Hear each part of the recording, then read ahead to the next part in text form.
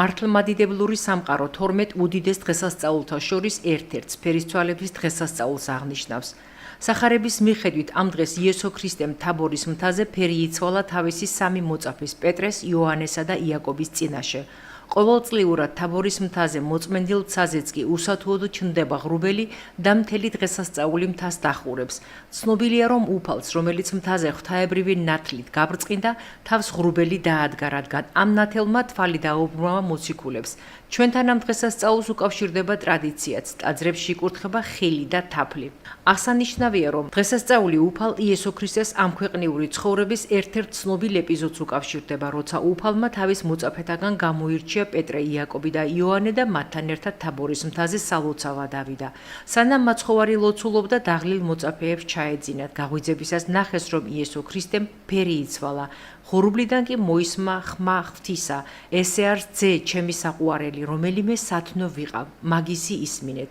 ფერიცვალებით უფალმა მოწაფეებს ხილული სახით უჩვენა თავისი ღვთაებრივი დიდება. სრულყოფილება ეს არის დღესასწაული, როდესაც სულიწმიდის მადლი გადმოვიდა მოწაფეებზე, რომლებიც შეკრებილი იყვნენ ოთახში, სადაც ეშინოდა, ვერ გამოდიოდნენ გარეთ, იცოდნენ, რომ მათ დაეცედნენ, აწამებდნენ, ეშინოდა, მაგრამ აი სულიწმიდის გადამოსვლის შემდეგ მათმა დაიწყეს სხვადასხვა ენაზე საუბარი დაიწყეს, რომელსაც არანაირი განათლება არ ჰქონდათ არც ერთ მოწაფეს, მაგრამ აი შემდეგ დაიწყეს სხვადასხვა ენაზე საუბარი და დაიწყეს ქადაგება და აი მთელი მოაქციეს უამრავი ხალხი მართლმადიდებლობაზე და დღევანდელ დღეს ზუსტად ამას ეკუთვნის, რომ სულიწმიდის მადლი რო გადადის ადამიანზე, ის უკვე ძლიერდება, უფლის მადლი ძლიერი არის და მას შეუძლია ყველაფერი გააკეთოს უფლის გულისათვის. და ჩვენც ყველა მართლმადიდებელი ამას მოწოდებული, რომ ვიცხოვროთ ქრისტიანულად, ღმერთის ღვთის შიშით სიყვარულით ვიცხოვროთ და გქონდეს მადლი და ძალი უფლისა, რომელსაც დღევანდელ დღეს საქართველოს ძალიან ჭირდება, რომ აი დაეცვას უფალმა და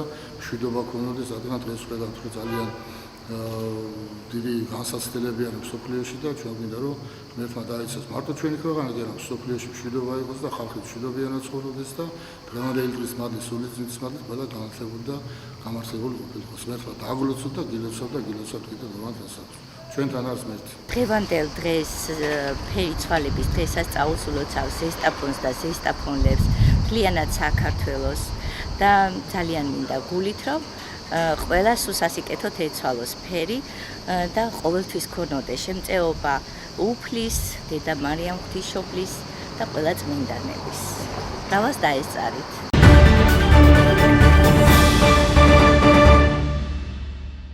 საქართველოს საპატრიარქო არასრულწლოვანთა აზარტულ თამაშებში ჩართვის ფაქტების შესახებ ინფორმაციას ავრცელებს და აცხადებს, რომ შესაბამისი უწყებების მხრიდან სათანადო რეაგირება უნდა მოჰყვეს.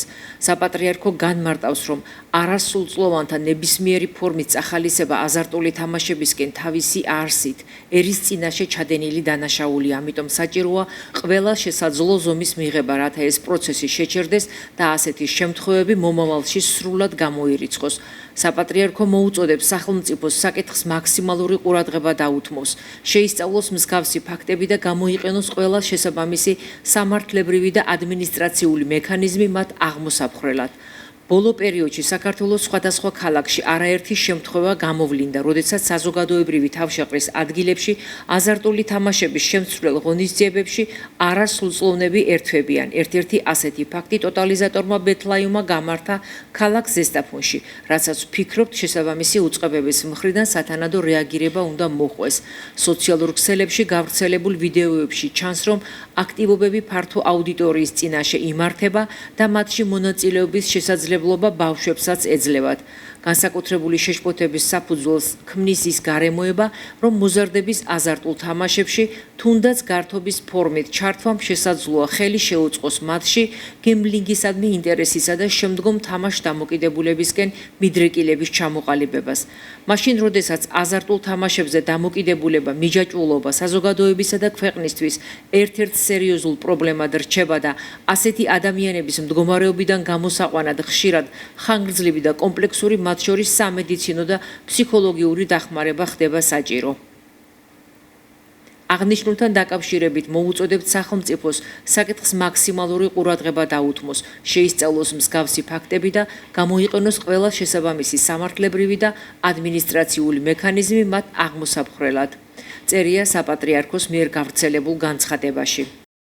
ზესტაფონის მერიის პრესსამსახურის ინფორმაციით, მუნიციპალიტეტმა ღონისძიების ორგანიზატორებს მხოლოდ კონცერტის ჩასატარებლად შესაბამისი ადგილი გამოუყო.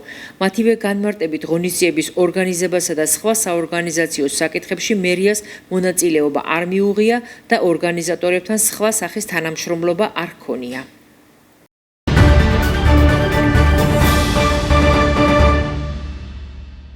ერთიანი ეროვნული გამოცდების საპრეტენზიო განაცხადების განხილვა დასრულდა. საბოლოო შედეგებთან ერთად ვებგვერდზე ნაეშჩი აბიტურიენტებს შესაძლებლობა აქვთ ნახონ გათანაბრებული და სკალირებული ქულები. შეფასებისა და გამოცდების ეროვნული ცენტრი გამოსაცდელებს შეახსენებს. იმ საგნებში, რომლებშიც ერთზე მეტი ვარიანტი იყო, ხდება ნედლი ქულების გათანაბრება, რის შედეგადაც ის აბიტურიენტი, რომლის გათანაბრებული ქულაც მინიმალურ ზღვარზე მეტია, აგრძელებს კონკურსში მონაწილეობას. ცენტრი ასევე სთხოვს აბიტურიენტებს გაითვალისწინონ, რომ საგანმანათლებლო პროგრამების რეიტინგულ სიაში ცვლილების შეტანის ვადა 20 აგვისტოს 18 საათზე იწურება.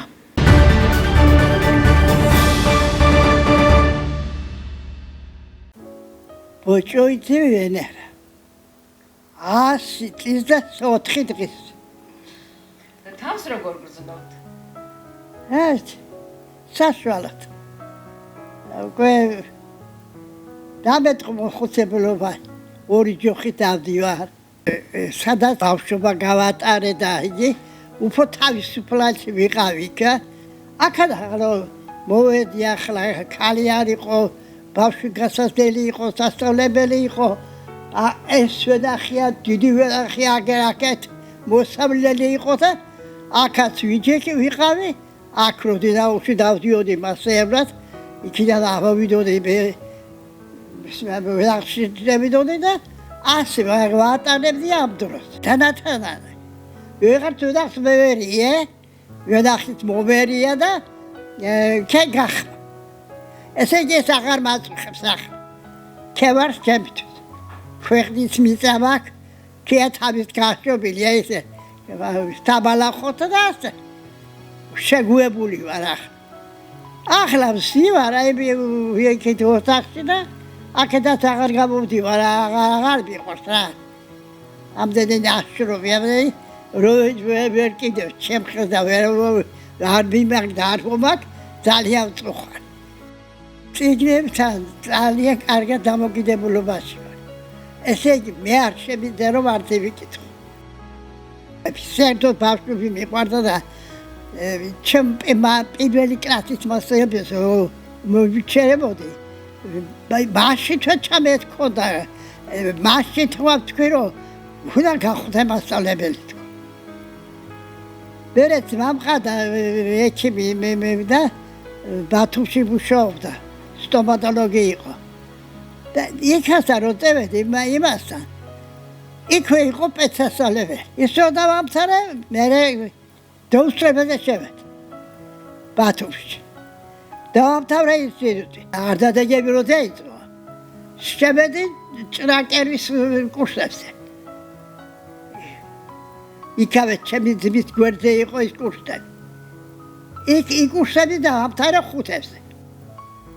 მერე ვიყავი ბათუმში და აქეთ რო დამევედი მერე როდინაულში ვიყავი აგერ მასწავლებლად ვიყავი. როდინაულში იყო ერთი მასწავლებელი, რომელიც ცხენთაროში დადიოდა.